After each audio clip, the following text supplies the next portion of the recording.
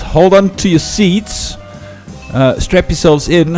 It's time for Robbie Kempson to share his thoughts on everything South African rugby related.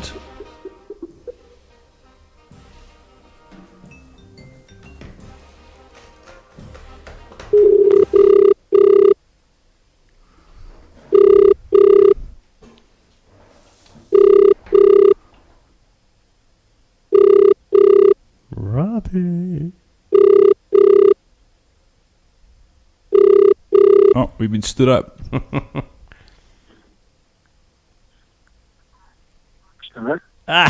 Robbie, how you, bud? How are you, bud? Good, mate. I'm sorry to wake you up this Thursday afternoon. No, not a problem at all. Okay. Robbie, welcome back to the Driving Maul. Interesting week for you. I mean, you couldn't really lose when it came to the Currie Cup final on Saturday, could you? Sorry, you said I couldn't get anywhere? You couldn't really lose when it came to the Currie Cup final on Saturday.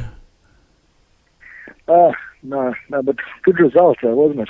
No, it was outstanding. Look, even as a Province supporter, I can only hold my hand up and say the better team won, and they won it properly.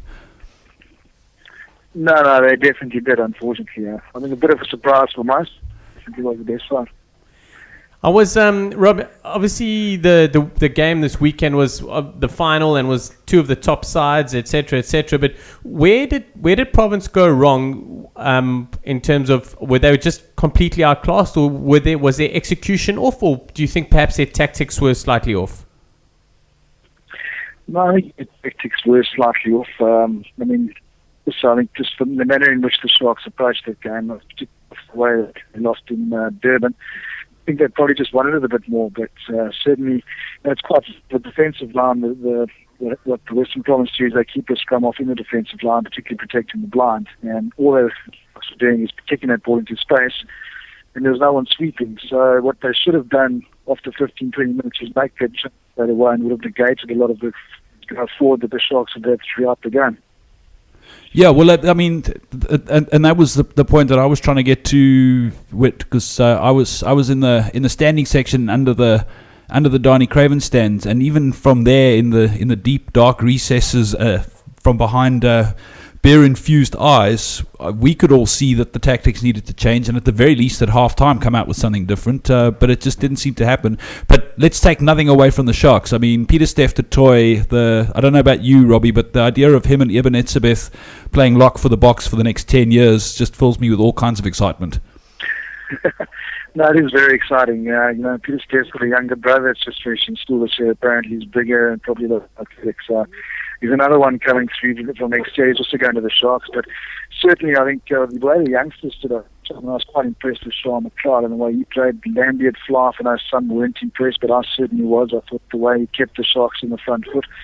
And I think there's a lot of unsung heroes in that Sharks side that didn't get as much credit as Peter Steph, but certainly for him to play the way he did and to get himself around the park the way he did, I'm looking very forward to this overseas tour and what Heineke does with him there. And you mentioned Sean McLeod, and I thought he had an exceptionally good season, not just the final. Do you think he was unlucky to miss a call-up? And obviously, the second part of that, Pat Lambie playing at Flaff, he's a bit rusty, but keeps getting overlooked by Heineke. Do you think he'll get more opportunity now?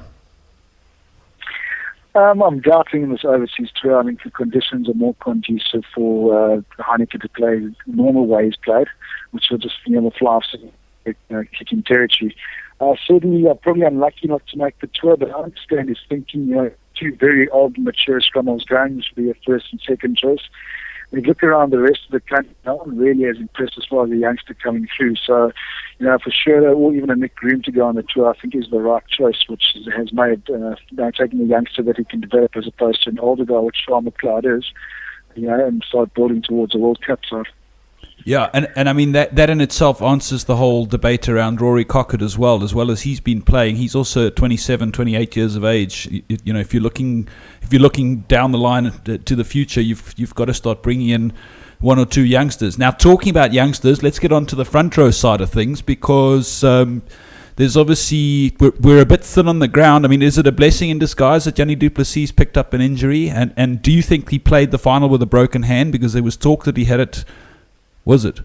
Okay. Yeah, sorry, he did have an operation on his hand before the final, so we know he was injured. But yeah, was it a blessing in disguise for the Boks that he's out now? Yeah, listen, Yanni, I think definitely was injured for the final, make no mistake. But, the one thing that really excited me about the Province game, the Western Province side, is Maul when he came on the field. I mean, he was mammoth in a side that was going backwards. He suddenly got a bit of go forward. And everyone forgets he's still a bit of a kid. I mean, he's just turning 22 this year. So, for Maul to go on the tour and for him to possibly get a first choice, which I think he should. I don't know if Heineke's going to throw him that far in the deep end. But, for Maul to go and hopefully get a lot of game time as opposed to a few of the young, older guys, I would prefer to see that because I think he future title. There's no even a question. For Argentina as well, I think Argentina has proved a point throughout the season that every time he's on the field, it's so consistent that he's making things happen. So, the worst thing ever for Jan to be taking a back seat. I think, we're going to have to start playing rugby without the Duplessis brothers one day. Yeah, but we've also, you look at the All Blacks over the last 2 or 3 years, they've sent Daniel Carter, Richie McCaw, and now Conrad Smith off on sabbaticals, given them a break. Don't take them overseas in November. Don't let them play Super Rugby to try and get them through to defending the World Cup in 2015, where we, on the other hand, are playing. I mean, Yanni Duplessis must have played 1,000 games of rugby in the last 5 years. Yeah, I mean, Yanni has a break since last year already. So, Peter Van der Villiers as well. He's an outstanding rugby player. He needs a break as well. It's exactly what they've done with Richard Jean definitely can make that next World Cup. I think it might be a stretch too far for Yanni, but if you've got to look after guys like Sean, if you want them to take him that side along to that World Cup. I know there are youngsters coming through going Serpentine, but a guy like Sean would be able to any World Cup squad. And then obviously now with, a guy like Jan Serfontein, etc., but Jacques Ferry has put his hand up and said, I want to go and play in England in 2015, which that bodes well. I mean, this Boks side that's getting on the plane this week, they've got 1,000 test caps between them, which it's the strongest Boks squad that's been put together since 2009, I think, were the figures that were being bandied around. So it bodes well for us as fans of the game. No, it does for the tour. And also a guy like Shark hasn't played much rugby, so he's going to be fresh and ready to go. So, particularly the back is very exciting, and you've got a few youngsters that are still coming through the mix. So we get those young forwards starting to prop things up a lot earlier than perhaps holding on to the guys that are longer in the tooth. I think what a great side we're going to have and potentially take to it. And then the mentoring session that's going to go on with Buckies and Eben and Peter Steff for the next 3 to 4 weeks? I wouldn't want to be. It's not a place for faint-hearted with those things. But certainly, it's going to have those 3 locks going into a test match. So, I'm pretty sure England's pretty happy they're not playing us this time around. Yeah, I do tend to agree with you. I think those 3 might cause a bit of trouble on the field and off the field. I just wanted to go back to the back line. We most likely, I'm pretty sure we're going to have Jean de Villiers and Jacques Ferry at 12 and 13. I just think it's a great opportunity for JJ to actually sit behind somebody else that's a lot better and someone that he can learn from, because he hasn't really had that opportunity. We haven't had a 13 for a while, and he's just basically been thrust in there, and he was found wanting in a number of times this year, and I think it'll be a great opportunity for him to grow into the player that everyone, the potential that we see. Yeah, I tend to agree. I mean, Jacques Ferry speaks for himself. I don't think there's a better outside centre in world rugby, even though he's been playing in Japan. I think the Japanese, he's competitive enough for the league's competitive enough for him to still keep himself at a top level. So, but it's sad in a way to see a guy like JJ Hinsky thrust on the bench, because he has made a few strides this year. He hasn't been playing against minor teams in the championships, against a couple of the top teams in the world. But it would have been, good to see him perhaps have an opportunity against the likes of what happens overseas. That said, a guy like Jacques, he's got a leadership and a mentoring role, exactly like Jean de Villiers has. So, for 2 youngsters like we have with JJ and Serfontein sitting on our bench, I don't think we can go wrong. And then carrying on the talking about the youngsters coming through and the mix that we've got in the squad currently. The season that Scurra and Tabeni had, I mean, I earmarked him probably in Super Rugby and said if he carries on like this, he could be a Bok for the future. I didn't expect it to happen this quickly, but when you look at the ages of Adrian Strauss and Bismarck Duplessis, like you say, we're going to have to be playing rugby without those guys sooner rather than later. And Scurra and Tebeni just seems to tick so many boxes in terms of his work rate, his tackle count, his ball carries. Okay, he had an off final with the line out throwing, but in that game in Durban in the rain, he didn't miss a jumper. You excited about the prospects of him? Yeah, again, I think people must underestimate what Heineken is doing. And he did with the squad for the championship. He brought a lot of youngsters in who never even played. I mean, Peter Steph spent all that time with the Boks. He didn't even sniff a rugby ball as far as test time's concerned. So I wouldn't expect Scurra to be having much game time over there. But it's the experience of it. It's mixing in the same circles. It's going to those test matches. Its atmosphere, particularly in Europe, are very different to what we experienced down there. So that sort of experience has been valuable for the young man, and I think he deserves his chance and opportunity. I think it's an unbelievable season. He's a young guy. For his development and process going forward, a very good thing that Heineken is doing. Yeah, no, absolutely. Look, I mean, we're under no illusions that the likelihood of him getting on the park in any of the tests is minimal, barring an injury probably. But yeah, like you say, to get him out there, get him used to the structures, the environment, the experience. And fully deserved. He's, probably one of the standouts for Province all season, really.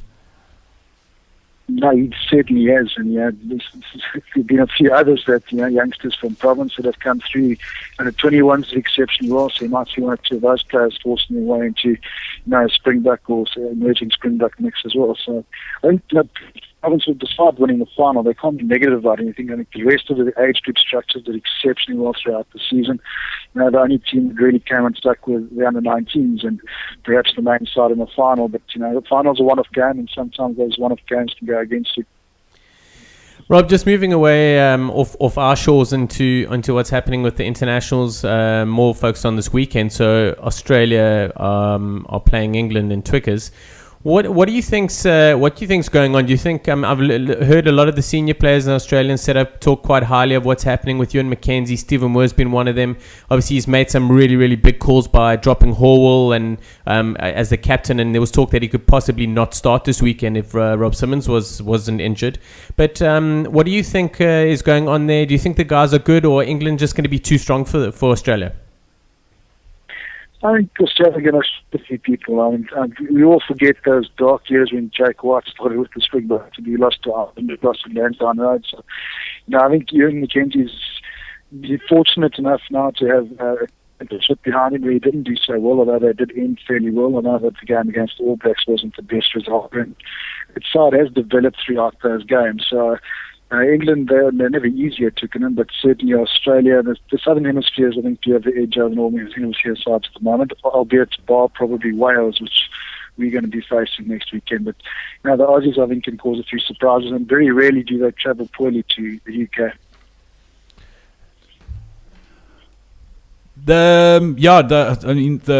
I actually hadn't even contemplated the fact that it's that Wales Bok game is probably the standout one on this.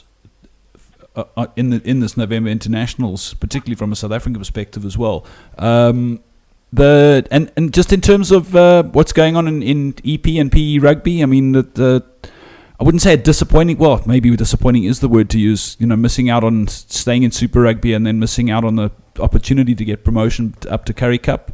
Are the structures still in place? Everyone, the goal and the focus still there?